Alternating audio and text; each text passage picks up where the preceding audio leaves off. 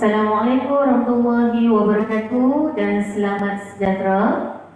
Yang berusaha Encik Masaat Biman, Pengetua Sekolah Menengah Kebangsaan Sungai Laya.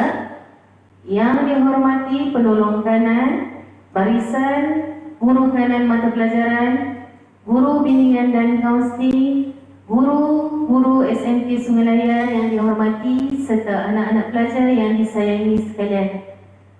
Selamat datang ke program orientasi pelajar tingkatan 1 bagi sesi 2021 secara maya yang julung-julung kali dilaksanakan di SMK Sungai Laya.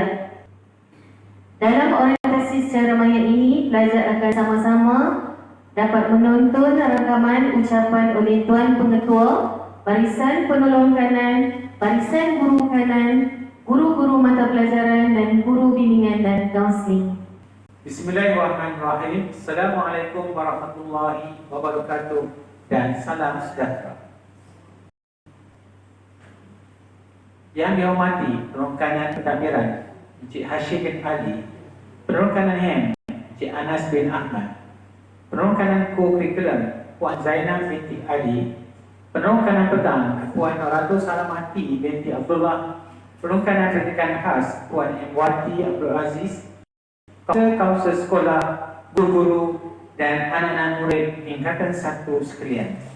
Alhamdulillahirabbil alamin, wassalatu wassalamu ala asyrafil anbiya'i wal mursalin wa ala alihi wa sahbihi ajma'in.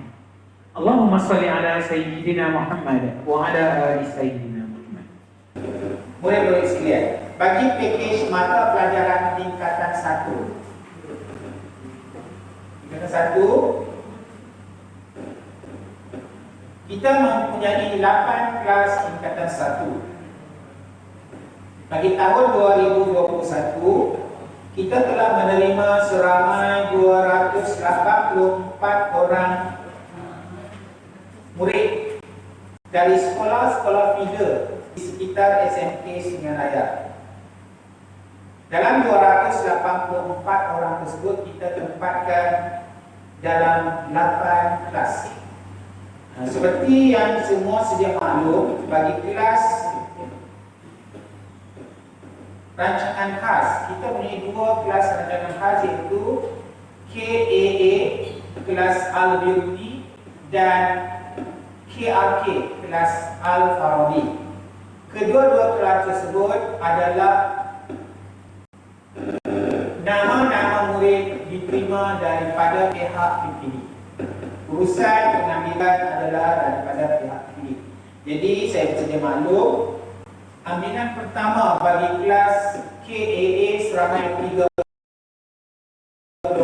namun 19 orang murid sahaja yang melapor diri, dan ambilan kedua 17 orang murid yang telah ditawarkan ke kelas aliran agama. Bagi kelas aliran agama ini, kita tempatkan di kelas Al-Biruni. Antara mata pelajaran yang akan mereka pelajari iaitu bahasa Arab, selain daripada mata pelajaran keras dan wajib yang tertera di belakang saya. Selain daripada 2 kelas rancangan khas tersebut, kita ada lagi 6 kelas, iaitu murid dari aliran biasa, Al-Khawarizmi, Al-Kindi, Al-Razi, Al-Zahrawi, Ibnu Battuta dan Ibnu Haytham. Ingin saya tegaskan di sini bahawa bagi kelas Al-Biruni, Al-Farabi, Al-Khawarizmi dan Al-Kindi, mereka ditempatkan di sesi pagi, manakala kelas Al-Razi, Al-Zahrawi, Ibnu Battuta dan Ibnu Haytham di sesi petang.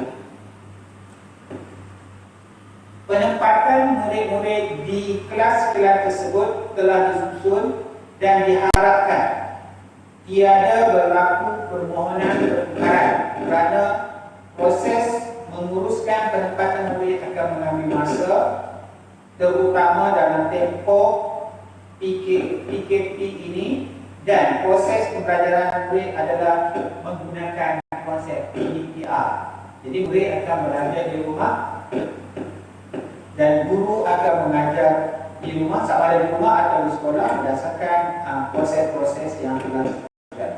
Okey, proses PDPR akan diterangkan oleh penekanan lain selepas ini. Jadi, bagi untuk kesimpulannya, saya ingin merakamkan penghargaan Syabas dan tahniah kepada unit kaum muslim dalam usaha untuk mengadakan program orientasi secara maya dalam tempoh kekhangan ini. Kita menggunakan kemudahan yang sedia ada dan usaha perlu diteruskan untuk membolehkan murid-murid mendapatkan info dan maklumat tentang pakej-pakej yang kita sediakan di SMK Sungai Layar. Terlebih dahulu, saya merakamkan syabas dan tahniah kepada semua anak-anak murid yang telah ditempatkan di SMK Sungai Layar, dan syabas dan tahniah kepada anak-anak murid juga di tingkatan 4 yang naik ke tingkatan 4 dalam tempoh pandemik ini. Jadi nasihat saya supaya belajarlah bersungguh-sungguh menggunakan peranti yang ada dan elakkan daripada berpelesiran di luar. Dan tempoh PKP ini kita jaga kita dan jagalah keselamatan dan kesihatan anak-anak sekalian. Jadi saya sudahi dengan wabillahi taufiq wa hidayah. Wassalamualaikum warahmatullahi wabarakatuh. Alhamdulillah. Alhamdulillah wa ta'ala salatu wassalamu ala asyrafil wa ala alihi ajmain. Assalamualaikum warahmatullahi wabarakatuh dan salam sejahtera. Pertama sekali saya ingin mengenalkan diri saya Ibu Hashim bin Ali, Penuh Anak Daerah SMK Sungai Layar, juga dikenali dengan nama Ibu Hashim lah. Baik, pertama sekali saya ucapkan terima kasih kepada semua guru di ICT kerana berjaya mengadakan program taklimat orientasi untuk yang 4 dan yang 1. Jadi untuk anak-anak semua, pertama sekali cuma nak mengeluarkan kedatangan kamu ke sekolah walaupun dalam keadaan maya, kerana mungkin kamu sudah sedar dengan pandemik COVID-19 yang kita hadapi hari ini dah hampir setahun. Mungkin sesi pembelajaran kamu mengalami gangguan. Walau bagaimanapun kami pihak sekolah telah berusaha dan bersedia untuk menjadikan PDPR kamu dengan lancar. Guru-guru telah membeli tenaga yang mengadakan kelas online dengan jadual yang teratur, terancang, dan juga mengadakan modul untuk kamu gunakan sewaktu PDPR di rumah. Jadi hasrat di sini, menggunakan semua kemudahan yang disediakan untuk kamu belajar dan kamu menikmati, walaupun bukan sepenuhnya alam sekolahan, tetapi sebagai satu medium untuk kamu jadi pelajar di sana ini.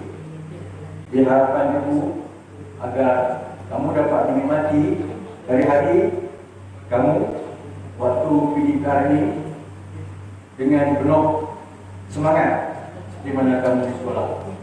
Maaf juga minta dari ibu kerana keadaan ini menyukarkan kamu untuk menikmati alam sebagai seorang pelajar. Walau bagaimanapun, kita sendiri yang menentukan apa yang kita ingini dalam hidup kita. Jadi harapan ibu, kamulah yang perlu menjadikan alam sekolah kamu seronok, gembira, enjoy, walaupun kamu belajar di rumah. Jadi sekali, jadi ibu, apa yang ibu harap kepada kamu, nikmatilah hari-hari mendatang kamu dengan penuh kegembiraan dan penuh kesabaran. Sama-samalah kita berdoa, mudah-mudahan pandemik COVID-19 ini akan berakhir dengan segera dan kamu dapat kembali ke sekolah menjalani hidup sebagai orang pelajar yang sebenarnya. Sekian, wabillahi taufiq wal hidayah. Assalamualaikum warahmatullahi wabarakatuh dan salam sejahtera. Bismillahirrahmanirrahim. Assalamualaikum warahmatullahi wabarakatuh. Dan salam sejahtera. Pertama saya ucapkan belum lewat, saya ucapkan selamat tahun baru kepada semua penonton rancangan hari ini. Saya ingin juga ucapkan selamat datang kepada semua pelajar grade 1 dan selamat kembali ke sekolah kepada semua pelajar tingkatan 4. Baik, pada sesi ini saya akan terangkan sebuah sedikit tentang peranan yang akan dimainkan oleh unit health. Saya sebagai penolong kanan di bawah saya ada beberapa unit yang akan menguruskan kebajikan anak-anak pelajar. Unit health ditemukan khusus untuk menjaga kebajikan dan kesejahteraan semua pelajar di SMK Sungai Raya. Pertama saya ingin terangkan tentang dashboard penjadian murid bagi tahun 2021. Kita pihak pentadbir mengharapkan peratus kedaran murid ke sekolah pada tahun 2021 ialah 94.40%. Ini ialah satu angka yang boleh kita capai jika kita bekerjasama dan anak-anak murid semua berminat hadir ke sekolah. Kita juga menanggalkan peratus kesalahan laku akan berkurangan dari tahun ke tahun. Kita telah buat itu penjagaan daripada 2021 ke 2023. Jadi kita ada penurunan sebanyak 2% setiap tahun. Jadi saya harap murid-murid akan cuba bersama-sama kita capai sasaran yang telah kita pentadbir semua iaitu 94.40% dari tahun 2021. Baik, anak-anak pelajar, selain daripada kajian, ibu juga di bawah itu ada juga beberapa unit lain. Saya sebutkan unit-unit yang di bawah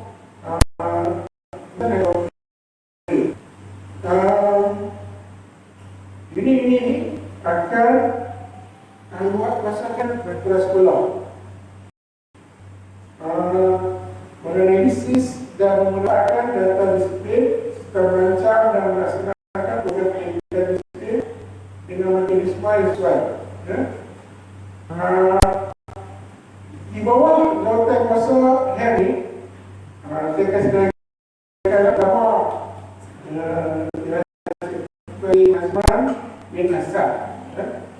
Tuan Azman bin Asad akan menguruskan disiplin dan pengawasan. Kedua ialah Usama Jamil bin Mustafa mengajar beasiswa,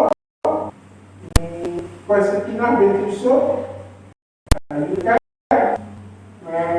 Puan Sadatul binti Ibrahim, Abdullah Amanah murid, Puan Azliwati binti Muhammad kesihatan, Puan Ruslaini binti Ghazali, Puan Ruslaini SPBT, teks, Puan Noliah binti Yahya keceriaan dan kebersihan, Puan Syah Ihsan Kafeteria binti, Puan Jayanti anak perempuan Thomas kedatangan, Puan Nuraidin dari kelas, Ustaz Abdulani bin Ahmad Asrama, Encik Zofi bin Ahmad Sanusi pencegahan jenayah, Encik Zulkifli Bismillah bimbingan dan prosedur, Puan Hamizah binti Zainul Director Kuasa, Ketua Murid dan Ketua Sekretariat, dan Encik Zulkifli bin Yaakob Keselamatan. Semua ini akan bergabung dan bergerak seiring bagi mencapai apa yang telah digariskan oleh Kementerian Pelajaran Malaysia. Jika anak-anak mengamati apa yang saya sebut tadi, ya, majoriti unit di bawah murid adalah kebajikan murid. Hampir 98% menunjukkan kepada kebajikan murid. Seperti beasiswa, mahus akademik, SPDT, kriteria, semua ini akan memastikan bahawa kedatangan murid ke sekolah adalah untuk satu belajar dengan betul, tanpa rasa risau. Baik.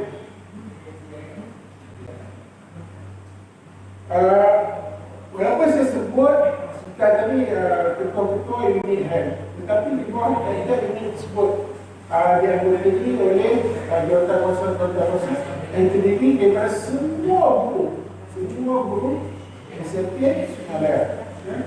Jadi saya harap anak-anak murid jika ada masalah di sekolah, apa-apa masalah, sama ada di sekolah ataupun di rumah, anak-anak murid boleh berjumpa dengan mana-mana guru di sekolah Sungai Malaya untuk dikongsi masalah tersebut.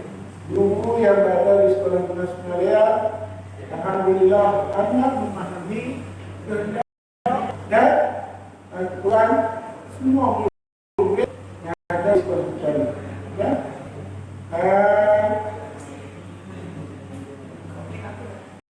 Saya rasa itu saja dapat kita lihat.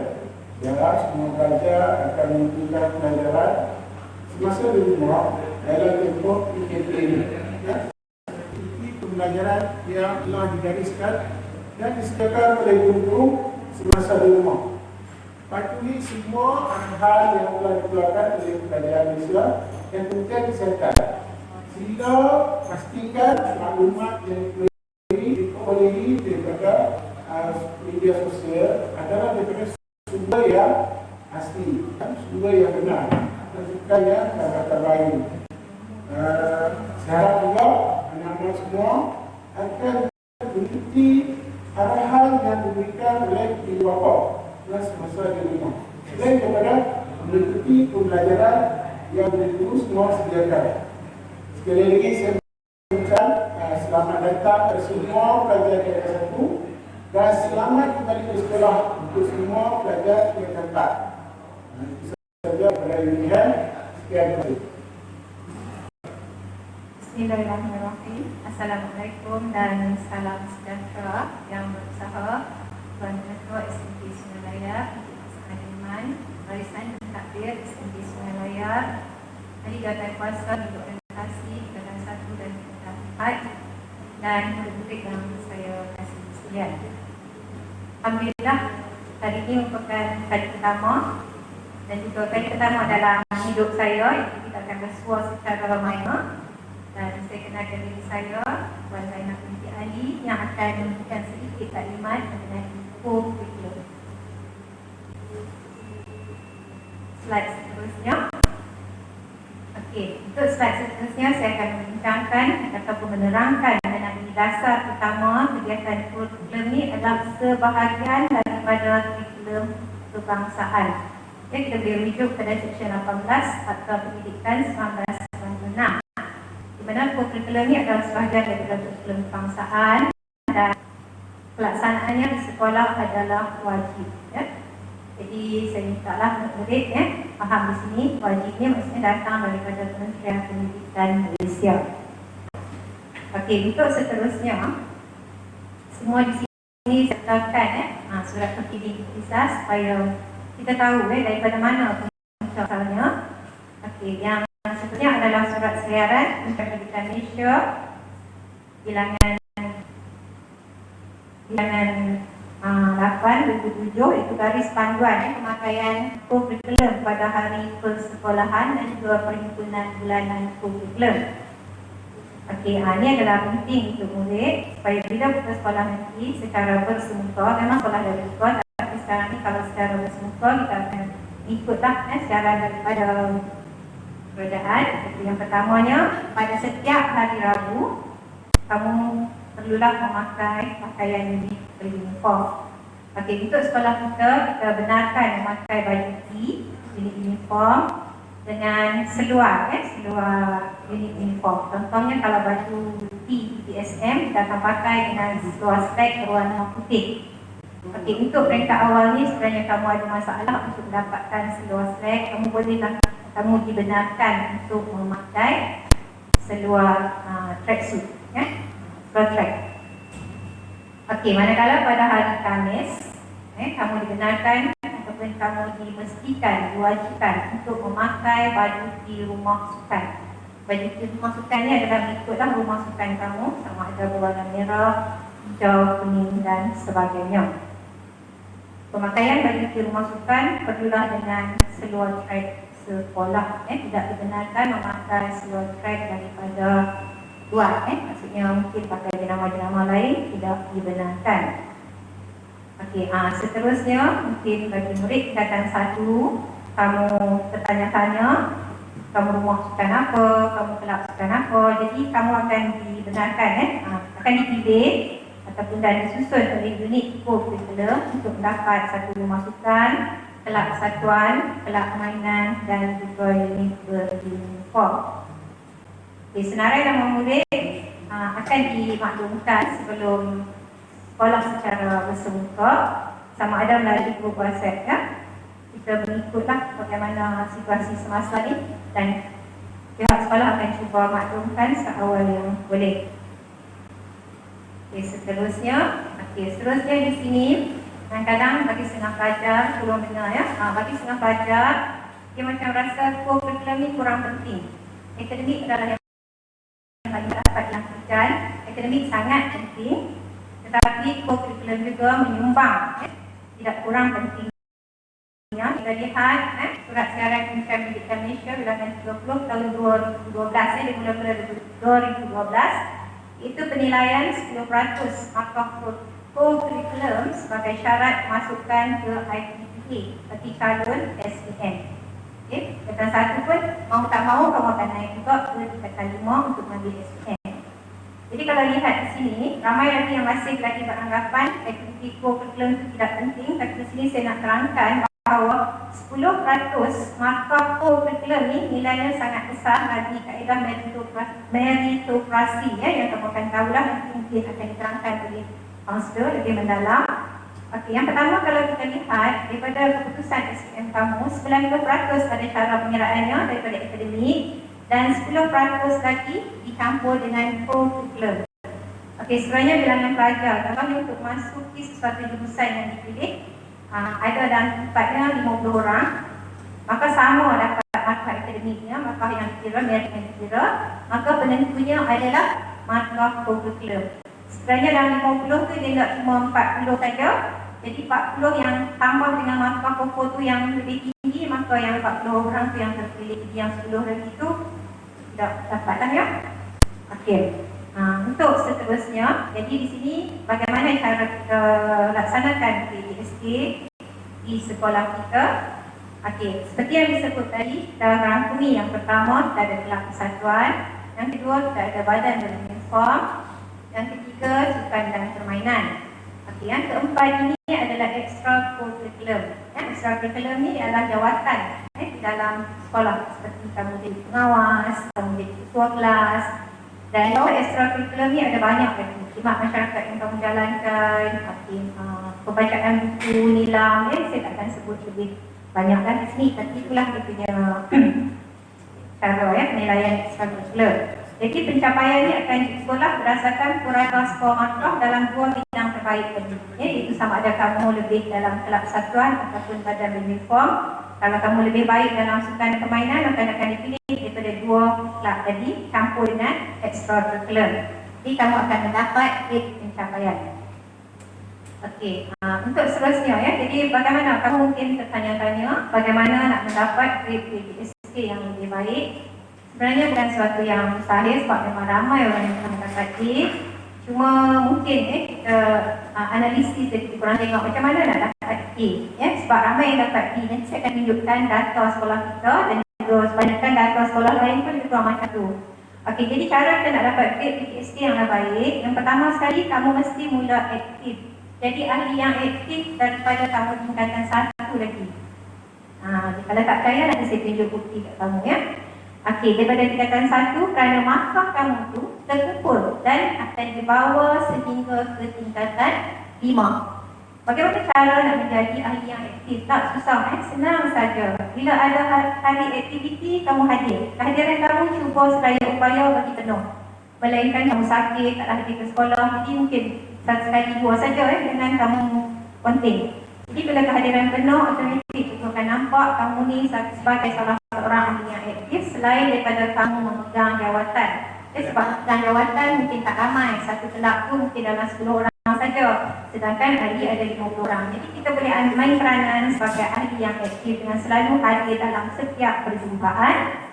Okey, yang kedua, yang saya minta kalau boleh murid sentiasa mengambil peluang menyertai pertandingan yang dianjurkan oleh pihak sekolah, daerah dan juga masalah musim pandemik COVID-19 ini memang banyak pertandingan secara online diadakan sehingga sampai peringkat antara bangsa. Cuma antara murid mahu dengan tak mahu saja. Jadi kamu jangan malu-malu, kamu jangan segan, kamu boleh tanya guru kelas, kamu boleh tanya guru penasihat bagaimana cara nak menyertai pertandingan tersebut.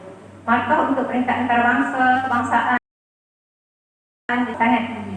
Markah dia dan sekiranya kamu menjadi johan, markah kamu lebih tinggi. Jadi masa ni lah yang sangat-sangat kata memang satu peluang lah. Sebelum ni tak banyak sangat pertandingan peringkat antarabangsa, kebangsaan dan daerah. Tapi sejak secara dalam talian memang banyak pertandingan tu. Rezeki kamu di musim pandemik COVID-19. Okey, tadi saya sebut saya akan tunjukkan bukti. Ini adalah saya tak letakkan nama. Saya cuma tunjuk saja dia punya keputusannya. Kalau kamu lihat, keputusannya dia dapat grade D. Okey, cuba perhatikan. Semasa tingkatan 1, boleh lihat semasa tingkatan 1 markah dia, GPA dia. Dia cuma mendapat 54.82. Ini yang saya kata, kamu perlu aktif dari tingkatan 1. Kalau kamu baru dapat 54.82 tu, rendahlah markah kamu markah yang untuk kamu nak mendapatkan A itu kira rendah. Sebab A itu mesti 80 atas kan. Okey. Kalau kamu lihat tingkatan 2 pun masih lagi rendah, 65.55. Sebelah tu CPA markah terkumpul. Tengok daripada 65 tingkatan 2 dia jadi 60.19. Sebab tingkatan 1 hari tu 54.82. Okey, bila dia tingkatan 3, lihat pada CPA ya. Bila tingkatan 3, markah terkumpulnya adalah 68.19 CPA dia ya.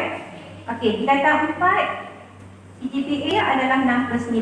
Dan kalau kamu lihat, semasa tingkatan 5, pelajar ni atau murid ni sangat aktif. Dia dapat A 88.64. Tapi dah terlambat lah kalau kamu aktif daripada tingkatan 5 saja. Kamu perlu aktif daripada awal. Jadi dah tak dapat 88.64, dah tak dapat mendapat A. Jadi markah keseluruhan terkumpul CGPA dia adalah 78.82. Jadi dia punya grade dia adalah B. Tapi B ni sebenarnya memang dah bagus. Tapi kalau kita ada peluang untuk dapat A, apa salahnya kita mencuba untuk mendapat A. Ya? Peluang untuk pelajar yang dapat A ni memang sangat luas lah, sangat luas ya. Okey, cuba tengok markah curriculum. Saya nak tunjuk bagaimana prestasi murid Okay, kalau kita lihat kata 1. Okey, markah keseluruhan kalau kita lihat yang mendapat grade C, tengok di bawah sekali lah saya rumus buat rumusan je. Maka grade C 27.4. Alhamdulillah sekolah kita tak ada yang mendapat E dan grade D. Kerana bila kamu hadir saja dalam perjumpaan, kamu cuba menyertai 1-2 aktiviti, maka kamu akan dapat sekurang-kurang C. C itu pun telah layak untuk telah layaklah untuk memenangi IPPA. Cuma markah dia rendah lah kalau nak dibandingkan dengan rakan kamu yang dapat B dan juga A. Okey, markah B kita majority dapat 67.53. Ini adalah 1.53. Markah A sikit saja. Maksudnya markah yang B itu sebenarnya boleh dilonjokkan kepada markah A. Sekiranya kamu berusaha daripada tingkatan 1 ataupun tingkatan 4 pun saya rasa masih lagi boleh cover. Tingkatan 4 jadi murid tingkatan 4 bolehlah mula aktif. Maksudnya aktif di musim pandemik COVID-19 ni, maksudnya kita masuk sekarang pertandingan yang dianjurkan oleh pihak sekolah ataupun yang diwawarkan oleh guru persatuan ataupun guru kelas kamu. Jadi itulah yang saya nak terangkan mengenai kepentingan sebab saya harap di musim ni kamu dengar kamu cuba saya upaya menyertai sebanyak yang boleh pertandingan untuk kebaikan diri kamu juga. Jadi saya rasa sampai situ saja, sedikit saja daripada saya. Jadi harap maaf kalau ada salah dan silap. Sesungguhnya segala yang baik itu datang daripada Allah dan segala kelemahan dan kekurangan itu daripada diri saya sendiri. Sekian, terima kasih. Okey, Assalamualaikum warahmatullahi wabarakatuh dan salam sejahtera. Saya Puan Nurani Salamati binti Abdullah, penolong kanak petang SMK Sungai Raya.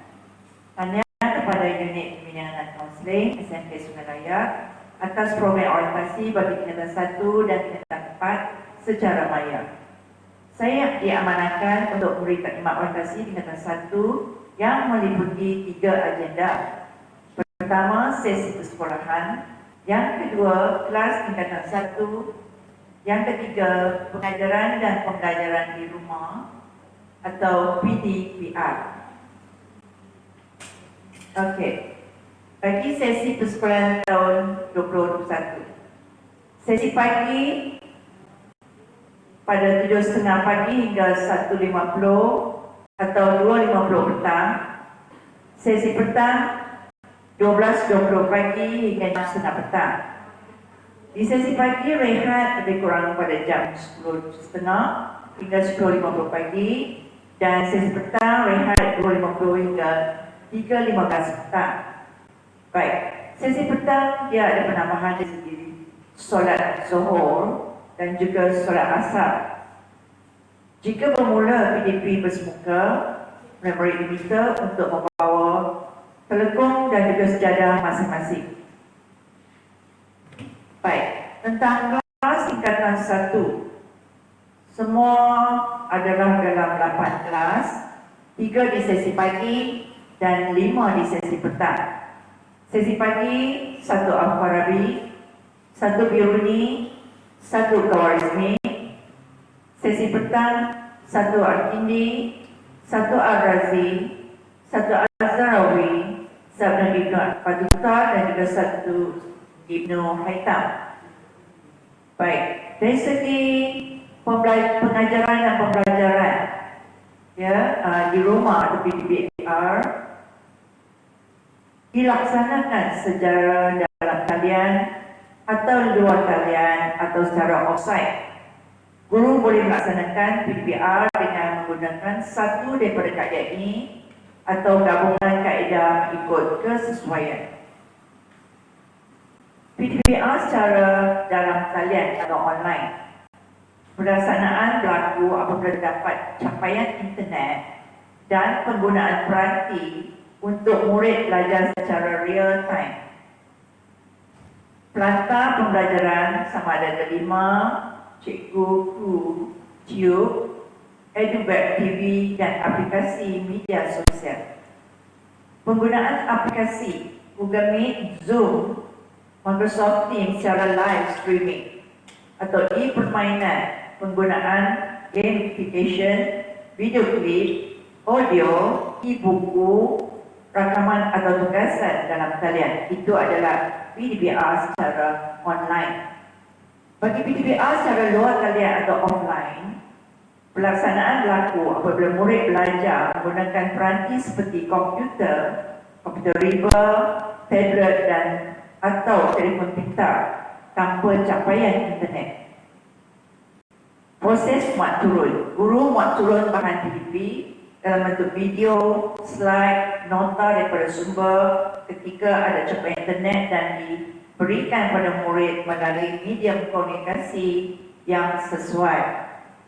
Pembelajaran juga boleh berlaku apabila murid menggunakan buku teks atau bahan pembelajaran yang lain. Tempoh guna peranti, guru perlu menetapkan tempoh masa penggunaan peranti secara luar talian dengan mengambil kira pandangan ibu bapa. Okey, bagi PDPR secara offsite yang bermaksud berlaku di lokasi luar daripada kawasan rumah atau sekolah, lokasi contoh pusat komuniti, premis diisytiharkan pusat pembinaan sementara, mengikut surat siaran bilangan 8 2016 garis panduan pengurusan PDP akibat bencana. Kaedah berlaku secara sendiri atau dengan bimbingan akademik support team AST. Okey, PDPR boleh dilaksanakan secara talian atau luar talian atau offsite, dan guru-guru boleh menggunakan PDPR dengan modul atau berasaskan projek. PDPR menggunakan modul ni maknanya perlu dirancang secara terstruktur untuk memenuhi keperluan mata pelajaran, ketetapan sasaran bagi pelajar sekolah menengah, diberinya tajuk tema objektif yang berdasarkan di SKP atau Dokumen Standard Kurikulum dan Pentadbiran, nota dan aktiviti relevan dengan topik PDP serta aktiviti menggalakkan murid belajar menggunakan pengalaman sendiri. Sangat penting dalam mengukur penguasaan murid dan perekonomian PBD. Okey, modul diedarkan berdasarkan RPH yang ditetapkan dan serahan hasil tugasan perlu disemak dan ditafsir sebelum modul baru diserahkan. Bagi PDPR berasaskan projek, pemberian tajuk dilaksanakan ikut subjek atau gabungan beberapa subjek. Murid dibimbing kena pasti kaedah bahan dan palutan atau kos. Guru perlu menentukan jangka masa menyiapkan projek. Murid perlu dibimbing untuk selesaikan projek. Murid mententangkan hasil projek dan membuat refleksi tentang proses penghasilan projek. Banyak lagi kaedah lain yang sesuai seperti break classroom, pembelajaran berasaskan inquiry, pembelajaran mastery, pembelajaran kontekstual, pembelajaran berasaskan masalah. Baik, untuk peranan guru, guru perlu menyusun semula rancangan pengajaran tahunan atau RPT berdasarkan Dokumen Standard Kurikulum dan Pentadbiran di SKP dan Takwim Persekolahan yang berkuasa. Yang kedua, perlu merancang RPH berdasarkan RPT yang disusun dan jadual waktu PDPR supaya kandungan kurikulum dapat disampaikan secara optimum. Seterusnya, peranan guru juga menentukan kaedah penyampaian fleksibel mengikut situasi semasa dengan mengambil kira sumber yang ada pada murid dan juga menyediakan bahan yang mudah dapati, diakses dan bersesuaian dengan kaedah PDPR yang digunakan. Guru juga memastikan murid mendapat tugasan latihan yang dirancang dengan menggunakan pelbagai kaedah pentadbiran seperti kuis, tugasan, latihan dan projek untuk menentukan pencapaian murid. Guru juga mengadakan perbincangan dengan ibu bapa atau penjaga untuk menyokong pembelajaran murid di rumah dan merekodkan penglibatan murid dalam PDPR menggunakan kaedah yang sesuai. Bagi peranan pentadbir, mereka akan memastikan perancangan dan pengurusan PDPR dilaksanakan dengan teliti, cekap dan berkesan untuk mengelakkan pertindahan masa antara mata pelajaran dan lambatkan tugasan atau latihan kepada murid. Pentadbir juga mengatur jadual pembelajaran yang fleksibel bagi meneruskan aktiviti PDPR yang berkesan dan mengatur jadual pembelajaran yang fleksibel bagi mengurus aktiviti PDPR yang berkesan. Bagi peranan ibu bapa diminta untuk bantu anak atau anak jagaan mendapat maklumat berkaitan sesi PDPR ataupun arahan tugasan kerja rumah yang diberikan oleh guru. Dan ibu bapa juga diminta untuk bantu anak atau anak jagaan mengakses terima TV pendidikan, EduWeb TV, koleksi video dan juga cikgu YouTube. Baik, diharap dapat manfaat semua. Itu sahaja daripada saya. Sekian. Terima kasih. Assalamualaikum warahmatullahi wabarakatuh dan salam sejahtera. Saya Cikgu Fauzia Tengku Ismail, JPM Bahasa SMK Semalaya. Terlebih dahulu saya ingin mengucapkan selamat bersiaran secara maya kepada pelajar-pelajar tingkatan 4. Masalah COVID yang sedang kita hadapi telah mengubah norma kehidupan kita kepada norma baru yang tidak pernah kita terfikir sebelum ini. Justru, saya berharap agar anak-anak pelajar dapat menyesuaikan diri dengan perubahan ini. Pada hari ini saya akan memberi sedikit taklimat tentang format baru pentaksiran KSSM untuk persediaan SPM 2022 dalam bidang bahasa. Saya mulakan dengan mata pelajaran Bahasa Melayu. Objektif pentaksiran Bahasa Melayu ada 7 objektif. Pertama, mendengar secara intensif, memahami dan memberikan respon dengan menggunakan bahasa yang betul dan tepat. Objektif yang kedua, bertutur dalam perbincangan dan bersoal jawab serta menguraikan idea dalam pelbagai laras bahasa secara fasih, bermakna dan bertata susila. Objektif yang ketiga, membaca, memahami, menakul dan menilai maklumat daripada pelbagai sumber, sama ada bahasa sastra dan bukan sastra. Objektif yang keempat, menggunakan maklumat daripada pelbagai sumber atau bahan yang dibaca untuk menyelesaikan masalah dan membuat keputusan yang tepat dan kreatif. Objektif yang kelima, menulis, memberikan respon positif dan menyampaikan idea terhadap maklumat dalam pelbagai sumber menggunakan teknik dan gaya bahasa yang berkesan. Objektif yang keenam, melahirkan idea dan pendapat dalam pelbagai bentuk penulisan secara kritis dan kreatif. Dan objektif yang ketujuh, mengetahui, memahami dan menggunakan kata bahasa Melayu dalam komunikasi dan interaksi dengan betul dan tepat dalam pelbagai tujuan dan isu. Seterusnya, konstruk dan aspek yang ditaksir dalam bidang bahasa, terutama bahasa Melayu, bahasa Inggeris dan juga bahasa Arab.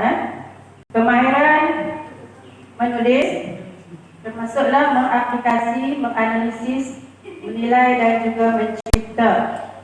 Kemahiran yang kedua, kemahiran membaca, iaitu memahami, mengaplikasi, menganalisis, menilai dan mencipta. Kemahiran yang ketiga ialah kemahiran bertutur. Kemahiran yang keempat, kemahiran mendengar dan juga pengetahuan sistem bahasa dan nilai. Manakala aspek yang ditaksir dalam penggunaan sistem bahasa termasuklah tata bahasa, morfologi, sintaksis, kosakata dan juga peribahasa. Kemahiran yang pertama, kemahiran lisan, iaitu kemahiran mendengar, kemahiran bertutur dan juga penggunaan aspek kebahasaan, termasuklah segi bahasa dan juga tata bahasa. Kemahiran yang kedua ialah kemahiran membaca dan juga memahami, iaitu mengenal pasti maklumat dalam pelbagai bahan, menyatakan maksud rangkai kata, membuat interpretasi dan membuat refleksi dan penilaian. Kemahiran yang ketiga ialah kemahiran menulis, iaitu melahirkan idea, aplikasi bahasa iaitu mencipta, kreatif dan apresiasi bahasa serta penggunaan wacana yang lengkap dan juga nilai. Format pentaksiran KSSM Bahasa Melayu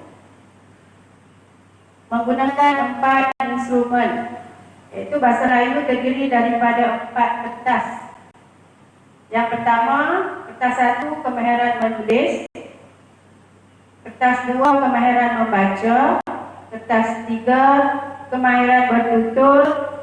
Dan juga kertas 4, kemahiran mendengar. Okey, sama juga dengan pentaksiran mata pelajaran bahasa Inggeris yang diajarkan menggunakan kaedah CEFR, iaitu menggunakan 4 instrumen. Ada 4 kertas yang pelajar-pelajar kena jawab. Kertas 1, kemahiran membaca. Kertas 2, kemahiran menulis. Kertas 3, kemahiran bertutur. Kertas 4, kemahiran mendengar. Okey, seterusnya, ini adalah format untuk mata pelajaran bahasa Melayu. Okey, kertas 1, ujian bertulis. Soalan yang ditanya ialah berdasarkan subjektif, respon terhad dan juga respon terbuka. Ini maknanya kertas yang terdiri daripada soalan 1 berdasarkan kombinasi pelbagai bahan rangsangan. Okey, ada 4 soalan esei. Pilih dan jawab 1 dari 4 soalan. Markahnya 100 markah. Okey, kertas 2, ujian bertulis juga. Itu subjektif, respon terhad dan juga respon terbuka. Okey, ada 3 bahagian. Okey, bahagian A, sistem dan aplikasi bahasa yang terdiri daripada morfologi, sintaksis, penyuntingan bahasa Melayu standard. Lupakan bahan teks klasik atau lama kepada bahasa Melayu moden atau standard dan juga soalan tentang peribahasa. Okay, bahagian B, soalan pemahaman, soalan 6 dan 7 berdasarkan ketikan bahan prosa dan bukan prosa. Okay, sama ada petikan itu daripada petikan umum ataupun drama ataupun cerpen, prosa tradisional ataupun puisi atau saja. Soalan yang ke-8 berdasarkan novel tingkatan 4 dan juga tingkatan 5. Di bahagian C, rumusan dan markah untuk kertas 2 100 markah. Manakala kertas 3 ialah ujian bertutur. Okey. Soalan subjektif, respon terhad dan respon terbuka. Bahagian A, 1 petikan ataupun bahan rangsangan yang disediakan untuk setiap calon dan pelajar dikendaki bersoal jawab dengan pentaksir secara individu. Okay, bahagian yang B ialah ujian lisan secara berkumpulan, iaitu satu tajuk ataupun tema umum yang disediakan untuk perbincangan. Dan perbincangan ini dilakukan dalam kumpulan antara 3 hingga 5 orang calon. Markah untuk ujian bertutur ialah 70 markah. Okey, manakala kertas keempat ialah ujian mendengar, iaitu pentaksiran pusat, soalan aneka pilihan, objektif berbagai bentuk dan juga subjektif respon terhad yang terdiri daripada 4 hingga 6 petikan. Instrumen ini mengandungi 20 hingga 25 soalan dan kamu dikehendaki menjawab semua soalan dan jawapan berdasarkan petikan yang diperdengarkan. Okay, markah untuk ujian mendengar ialah 30 markah. Dan masa menjawab untuk kertas 4 ialah 30 minit sahaja. Okey, masa menjawab untuk kertas 1 2 jam, masa menjawab untuk kertas 2 2 jam 30 minit. Dan juga soalan ujian bertutur tadi individu 3 hingga 5 minit, kumpulan 12 hingga 15 minit. Okey, seterusnya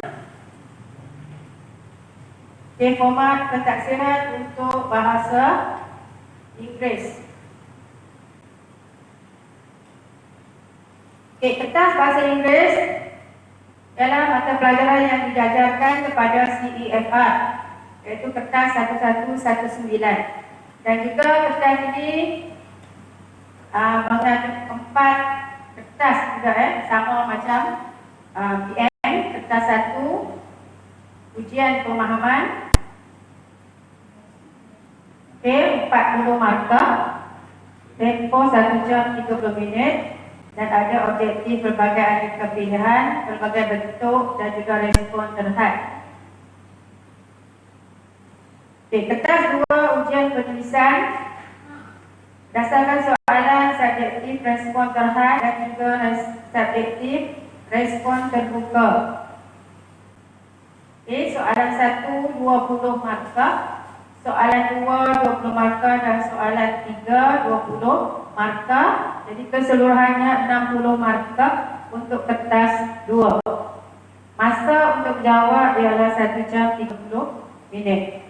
Kertas 3 ialah ujian bertutur. Berdasarkan soalan subjektif respon terhad dan juga subjektif respon terbuka, ada 3 bahagian. Bahagian pertama 4 soalan untuk setiap calon, bahagian kedua 1 soalan untuk setiap calon, dan bahagian yang ketiga 3 soalan untuk kedua-dua calon, dan markah yang diperuntukkan ialah 24 markah, dan tempoh ujian untuk ujian bertutur ialah 13 minit. Kertas 4 ujian mendengar. Soalan berdasarkan objektif aneka pilihan, objektif pelbagai bentuk. Dan ujian mendengar ini berdasarkan audio rakaman Bahagian 1 ada 7 soalan, bahagian 2 8 soalan, bahagian ketiga 5 soalan, bahagian keempat 10 soalan, dan markah diperuntukkan ialah 30 markah, dan tempoh ujian untuk menjawab ialah 40 minit. Seterusnya, format instrumen untuk kelas bahasa Arab terutama ditujukan kepada kelas 4 Yahudi. Kertas bahasa Arab terdiri daripada 2 kertas. Kertas 1 ujian bertulis. Ada 3 bahagian, termasuklah sistem bahasa, pemahaman dan juga penulisan. Markah yang diperuntukkan adalah 100 markah, dan masa menjawab 2 jam 30 minit. Kertas 2 ialah ujian lisan bertutur. Subjektif, respon terhad dan juga respon terbuka. Ada 2 bahagian. Bahagian A perbualan terhad 20 markah, bahagian B perbualan terbuka 30 markah, dan jumlah markah 50 markah.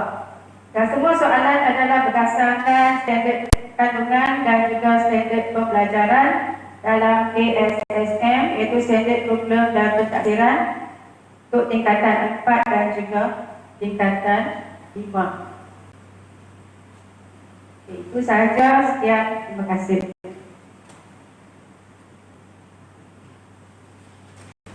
Bismillahirrahmanirrahim. Assalamualaikum warahmatullahi wabarakatuh.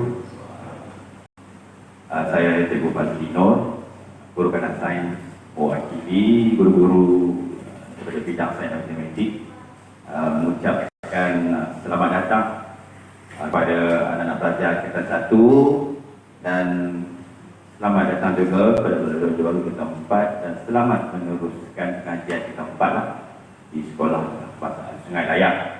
Baik, sebelum cikgu teruskan tentang package yang ditawarkan kita 4, cikgu nak berkongsi sikit lah, nak berkongsi. Baik, cikgu nak cerita tentang negara Korea Selatan. Okey, Korea Selatan. Biasa dengar tak Korea Selatan? Biasalah semua orang tahu Korea Selatan. Tapi di mana? Okey, kenapa dia nak cerita pasal Korea Selatan? Mungkin ada kalangan anak pelajar kita yang pernah menjejakkan kaki ke Korea Selatan. Cikgu tak pernah lagi. Harapanlah mungkin selepas COVID ni boleh pergi lah pun. Baik, cikgu nak cerita pasal kemajuan di negara Korea Selatan. Okey, benarnya Korea Selatan Selatan dan Malaysia ni, kedua-dua negara ni, dia sama-sama memulakan ekonomi lebih kurang pada tahun yang sama. Okay, Korea Selatan dan Malaysia. Kelebihan pada Malaysia sebenarnya, kerana Malaysia punya sumber asli dibandingkan dengan Korea Selatan. Korea Selatan masih lagi dekat oleh Jepun. Okey.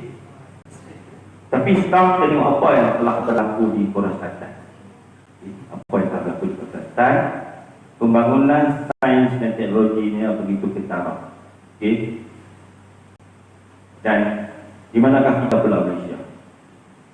Baik, Malaysia ni berbangga sebagai generasi pengguna. Okey, pengguna.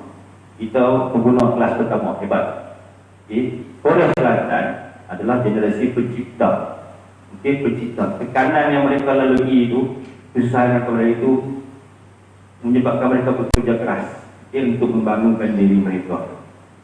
Dan lihatlah apa yang ada di Korea Selatan sekarang kan. Okey, kita begitu siaming dengan produk Samsung.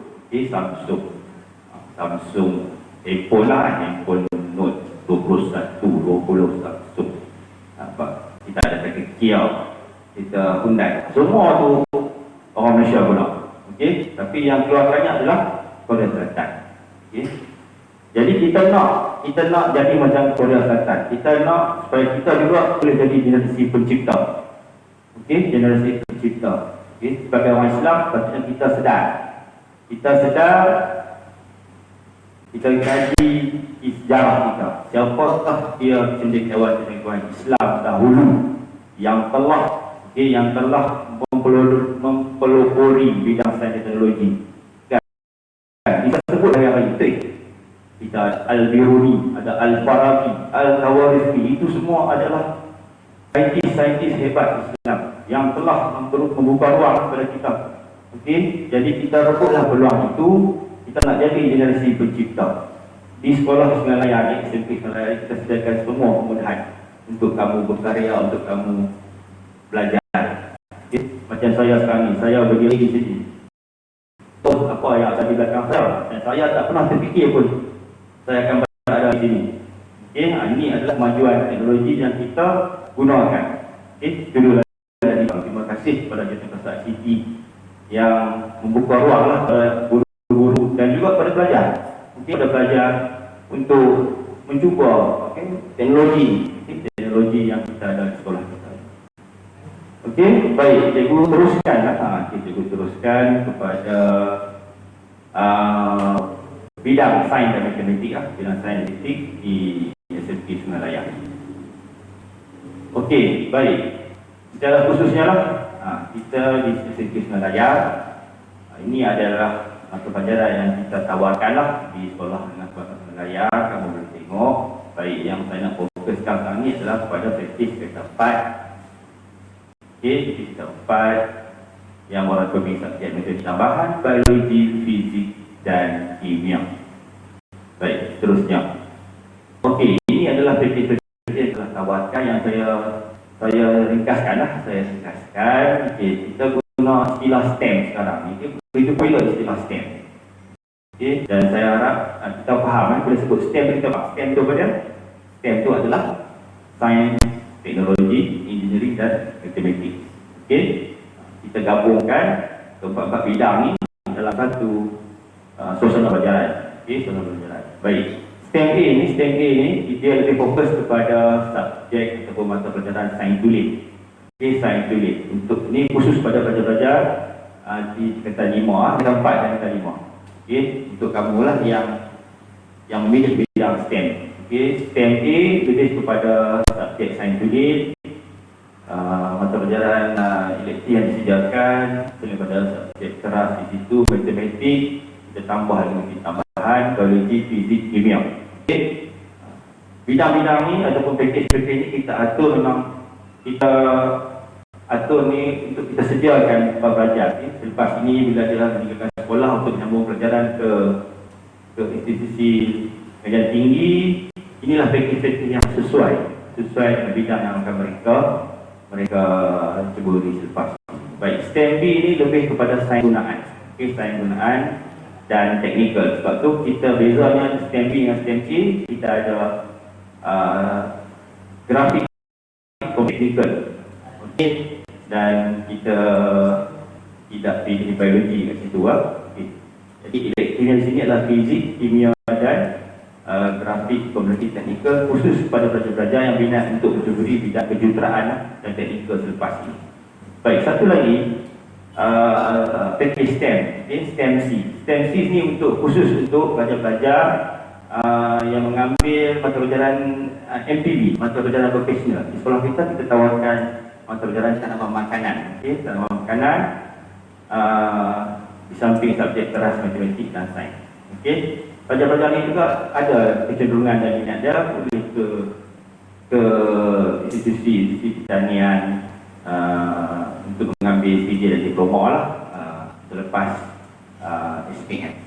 Okey, dan di belakang saya nampak ada dua lagi. Itu sebenarnya adalah SK itu adalah sastra kemanusiaan. Sastra kemanusiaan, bukan saya tak nampak. Sastra kemanusiaan khusus tu kelas 4 biologi yang mengambil pelajaran bahasa Arab dan tambahan di situ kita tambahkan untuk bidang saintifik, kita tambahkan metode tambahan. Okey. Dan yang terakhir itu adalah sastra kemanusiaan bagi pelajar-pelajar lainlah, matematik dan juga sains dan juga elektif yang mereka pilih. Okey, yang mereka pilih. Okey. Baik, ini kita telah atur. Okey, kita atur untuk memberi ruang dan peluang kepada kamu lah untuk menjuburi bidang-bidang selepas kamu dengan sekolah nanti. Baik, seterusnya. Okey, ini syarat masukan. Okey, kita empat adalah sains khususnya lah sebab kita pasal STEM. Okey, pasal STEM. Okey, untuk tahun 2021, okey, kita tengok syarat-syarat masukan ni kena kita nilai daripada tingkatan 1 tadi. Okey, periksaan akhir tahun tingkatan 1 kita ambil kira, periksaan akhir tahun tingkatan 2 okey, kita ambil kira. Dan tingkatan 3 kita fokus pada pentadbiran dan penelitian. Okey, dan tak lupa juga kecenderungan dan minat para pelajar tu kita bagi dia ujian psikometrik. Okey, IJP adalah inventory cerdasan pelbagai, IMK adalah inventory minat berjaya. Okey. Baik, grade minimum tu. Kalau boleh tengok grade minimum tu, okey, ini adalah kriteria pemilihan kita lah. Okey, berdasarkan minat anak pelajar juga. Grade minimum kita tetapkan untuk subjek matematik adalah C, gabungan grade C. Okey, untuk yang memilih STEM A. Okey, tahap penguasaan BBD kita tetapkan minimum tahap penguasaan TP 3 dan bila kamu jurisi ujian psikometrik, kecenderungan dan minat kamu ke arah sains yang tadi, kamu khusus pemakan kamu pada logik matematik di ruang. Okay? Dan juga untuk inventory minat kerjaya, kalau kamu betul-betul seorang yang berminat ke arah bidang sains dan matematik, ini adalah kriteria. Okay? Kamu mesti memiliki sifat realistik, investigatif dan publisher. Okey, itu syarat-syarat masukan ke tempat aliran sains. Okey, baik. Saya rasa itu ucapan saya. Sekali lagi ucapkan terima kasih. Okay, terima kasih dan saya berdoakan semoga kita semua terus bermotivasi dan terus menginspirasikan diri kita di zaman ketika suasana norma baharu. Okay, baik, terima kasih sekali lagi. Assalamualaikum warahmatullahi wabarakatuh. Assalamualaikum warahmatullahi wabarakatuh dan salam sejahtera. Saya akan terangkan secara ringkas mata pelajaran di bawah bidang teknik dan profesional. Baik, ada beberapa mata pelajaran di bawah bidang teknik dan profesional. Okay, yang pertama adalah RBT, iaitu reka bentuk dan teknologi. Mata pelajaran RBT khusus untuk pelajar tingkatan 1 hingga 3. Yang kedua adalah mata pelajaran MPB, iaitu mata pelajaran vocational. MPB yang ditawarkan di sekolah kita adalah tanaman makanan. Dan yang ketiga adalah mata pelajaran elektrisitas ataupun MP. Mata pelajaran MP yang ditawarkan di sekolah kita adalah mata pelajaran prinsip perekonomian, perniagaan, pertanian dan grafik komunikasi teknikal. Baik, kita lihat dulu mata pelajaran yang pertama, iaitu prinsip perekonomian. KFSM MP prinsip perakaunan bertujuan untuk melahirkan individu yang mempunyai pengetahuan dan kemahiran perakaunan, beraccountability, berfikiran kritikal dan reflektif, mengamalkan budaya kerja yang beretika, kemahiran dalam teknologi maklumat, membudayakan pembelajaran sepanjang hayat, mempunyai kemahiran komunikasi yang baik melalui pendekatan pembelajaran bermakna, dan kesepatuan teori dan amalan perakaunan. Individu tersebut boleh membuat keputusan, reka terhadap kesan-kesannya, bertanggungjawab dan mengaplikasikannya dalam kerjaya dan kehidupan. Baik, kerjaya dalam bidang perakaunan. Contoh kerjaya dalam bidang perakaunan adalah pengauditan, percukaian, keuangan dan perurusan keuangan. Baik, calon prinsip perakaunan SPM perlu menjawab 3 kertas untuk peperiksaan SPM di mana kertas ketiga merupakan tugasan projek. Mata pelajaran seterusnya adalah perniagaan. Matlamat TSSMMP perniagaan adalah untuk menyediakan murid dengan pengetahuan, kemahiran dan nilai dalam perniagaan ke arah menjadi pengguna bijak, pekerja dan pengusaha yang kompeten, berkeyakinan dan bersikap positif, beretika serta menjadi warga negara yang bertanggungjawab untuk kesejahteraan diri, keluarga, masyarakat dan negara. Antara kerjaya yang boleh diceburi dalam bidang perniagaan adalah bidang pengurusan sumber manusia, insurans, bidang hartanah, pelaburan dan pemasaran. Calon perniagaan juga perlu menjawab 3 kertas untuk peperiksaan SPM dan kertas ketiga juga adalah merupakan tugasan projek. Mata pelajaran seterusnya adalah grafik komunikasi teknikal. Subjek GKT merupakan subjek TSSMMP yang bermatlamat untuk melahirkan murid yang berpengetahuan, berkemahiran dan mengamalkan nilai serta berfikiran kreatif, kritis, inovatif dan inventif. GKT juga membolehkan murid berkomunikasi melalui grafik secara berkesan dengan penuh keyakinan di samping dapat memupuk minat murid dalam pelbagai bidang teknologi. Murid yang mempunyai latar belakang GKT boleh menceburi bidang mekanikal dan perbuatan, elektrik dan elektronik, seni bina, hiasan dalaman dan kejuruteraan awam. Calon GKT perlu menduduki 2 kertas SPM. Kertas kedua adalah merupakan tugasan amali. Mata pelajaran seterusnya adalah pertanian. Mata pelajaran pertanian bertujuan untuk memberi pendedahan asas dalam bentuk pengetahuan, kemahiran dan nilai untuk menjalankan aktiviti tanaman dan peternakan. Kandungan yang disampaikan dapat menyediakan murid ke arah melahirkan golongan profesional dalam bidang pertanian. Kerjaya yang boleh diceburi adalah seperti bidang pengeluaran, perkhidmatan, pendidikan, pembuatan dan keusahawanan. Calon pertanian juga perlu mengambil 2 kertas untuk peperiksaan SPM di mana kertas kedua adalah tugasan amali. Yang terakhir adalah mata pelajaran vocational iaitu tanaman makanan.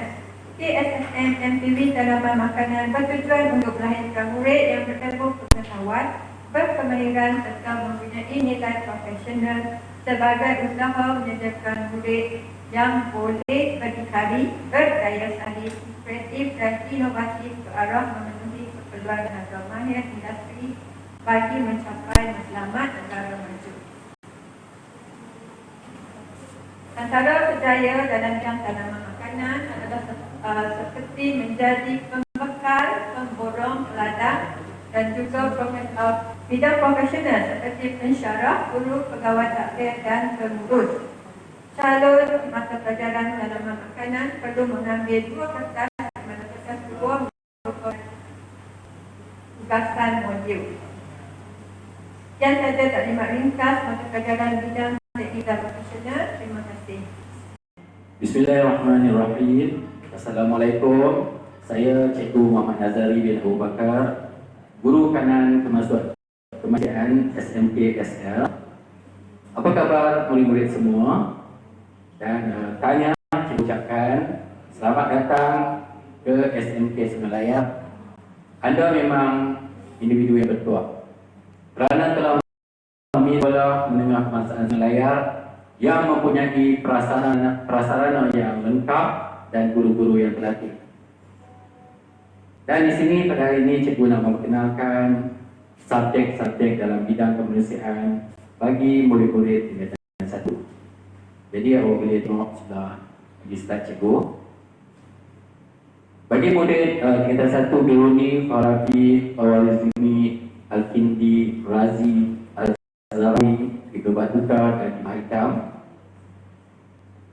Subjek di dalam bidang kemanusiaan yang diambil adalah sama, yaitu subjek pendidikan Islam, sejarah, PKPK. PKPK ialah pendidikan jasmani dan juga pendidikan kesihatan. Seterusnya pendidikan seni visual dan geografi. Subjek-subjek ini, kalau kita tengok yang berwarna merah, akan menyediakan anak-anak murid sekalian untuk bersedia menghadapi peperiksaan besar yang akan dihadapi, contohnya SPM, SPTM. Bukan itu saja, subjek-subjek ini amatlah penting untuk menjadikan anak murid sekalian individu yang beragama, kemudian menjadi individu yang memahami dan juga sedar jati diri sebagai anak bangsa Malaysia yang bertanggungjawab. Bagi subjek PKPK, subjek ini amat penting bagi membentuk anak muda warga Malaysia yang sihat dan kuat bagi membangunkan negara kita. Bagi subjek pendidikan seni akan cuba membimbing anak-anak sekalian untuk menyerlahkan kebolehan dalam bidang kesenian. Manakala subjek geografi pula akan mendedahkan anak-anak murid dengan pengetahuan yang lebih lengkap tentang negara kita serta di dunia. Akhir sekali, cikgu ucapkan selamat belajar, selamat belajar, selamat belajar. Kerana belajar amatlah penting, walaupun kita tidak bersemuka bahasa ini. Patuhi jadual PDPR yang dikeluarkan oleh sekolah dan kita sama-sama berdoa agar kita dapat bersemuka di SMKSL semula dalam masa yang terdekat. Sekian, wassalamualaikum warahmatullahi wabarakatuh. Okay, Assalamualaikum warahmatullahi wabarakatuh. Saya Puan Munirah binti Abdul Rahman, merupakan tolong setiausaha pentadbiran berasaskan bilik darjah PBD. Okay. Terlebih dahulu saya ingin mengucapkan ribuan terima kasih kepada murid-murid Sekolah Menengah Kebangsaan Sungai Layar yang sudi melayani siaran secara maya ini. Okey, pentadbiran berasaskan bilik darjah ini sangat penting walaupun cara pembelajaran kita secara maya. PBD ini masih ditaksir secara online oleh guru-guru kamu. Maksudnya pembelajaran kamu secara online ini dinilai melalui kehadiran kamu mengikuti kelas online, mengikut kaedah yang dilaksanakan oleh guru-guru, mengikut subjek masing-masing, mengikut platform yang digunakan oleh guru masing-masing. Contohnya melalui Google Classroom, WhatsApp, Telegram dan sebagainya. Okey, untuk kamu memahami lagi apa itu yang dikatakan pentadbiran bilik darjah, cikgu akan terangkan satu persatu. Okey, pentadbiran bilik darjah sebelum ini dikenali sebagai pentadbiran sekolah ataupun PBS. Okey, PBD mengekalkan semua konsep pentadbiran sekolah dan melibatkan penentuan terhadap penguasaan murid dalam setiap mata pelajaran. Tahap penguasaan ini dinyatakan dalam DSKP selain daripada standard prestasi, standard kandungan dan standard pembelajaran juga dirujuk dalam pelaksanaan pentadbiran bilik darjah. Okey. Komponen pentadbiran berasaskan sekolah masih dikekalkan dalam PBD. Okey.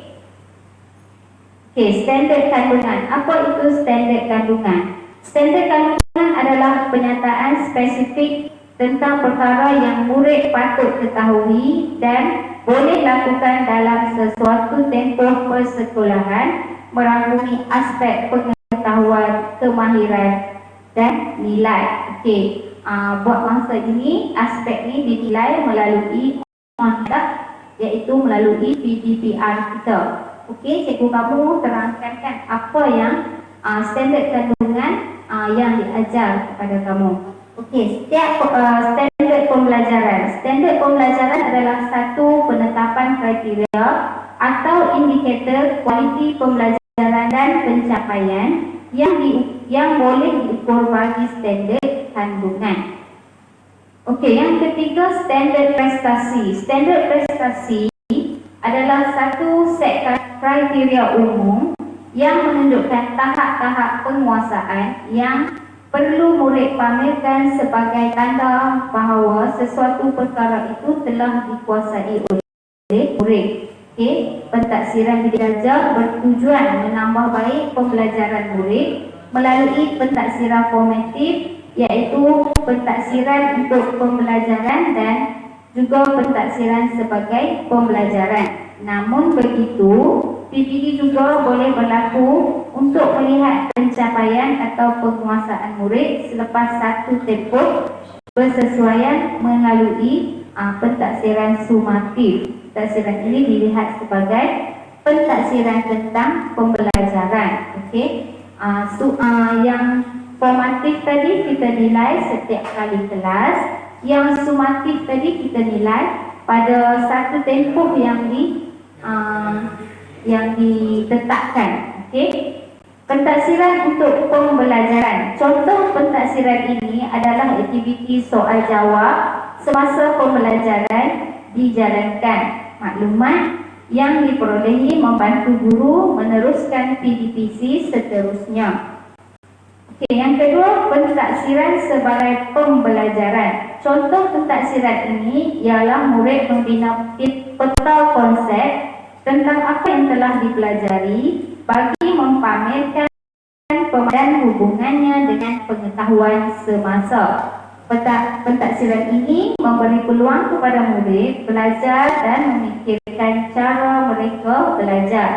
Okey, seterusnya di bawah pentaksiran sebagai pembelajaran ini kita ada pentaksiran sendiri. Okey, murid menilai kerja mereka sendiri berdasarkan bukti dan kriteria yang jelas.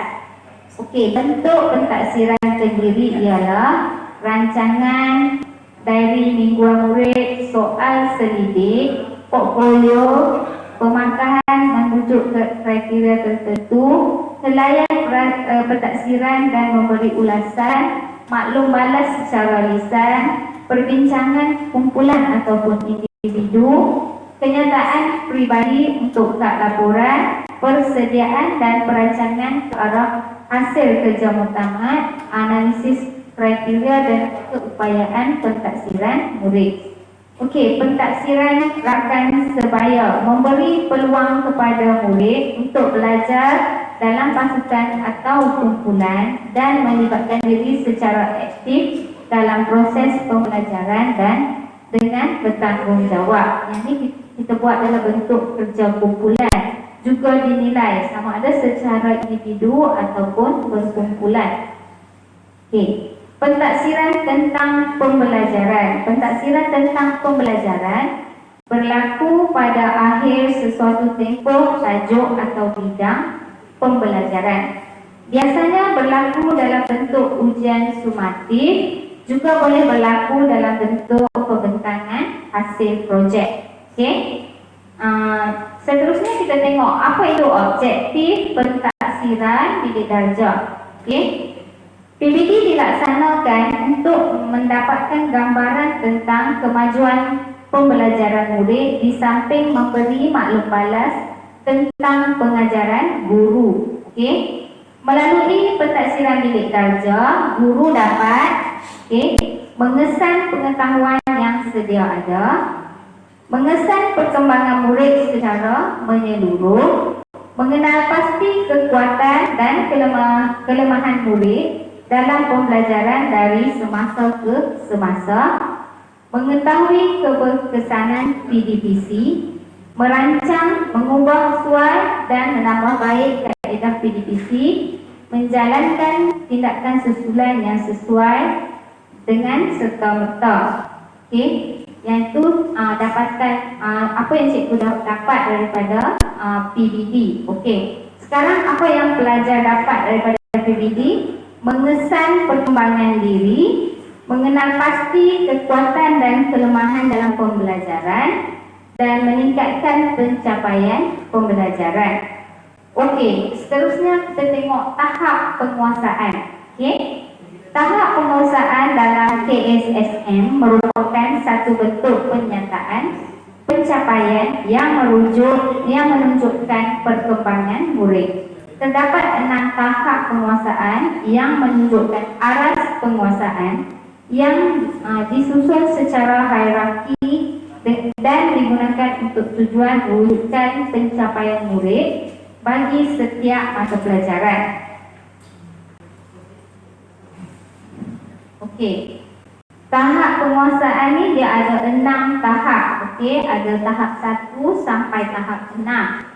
Okey, tahap 1 murid tahu, tahap 2 murid tahu dan faham, tahap 3 tahu, faham dan boleh buat, tahap 4 tahu, faham dan boleh buat dengan beradab, tahap 5 tahu, faham dan boleh buat dengan beradab terpuji, tahap 6 tahu, faham dan boleh buat dengan beradab misali.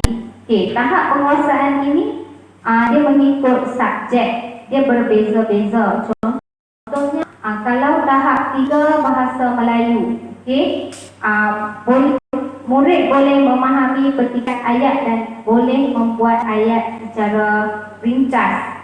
Okey, itu untuk bahasa Melayu. Tetapi kalau tahap penguasaan untuk pelajaran geografi, okey, tahap 1 murid dapat menentukan kedudukan sesuatu arah.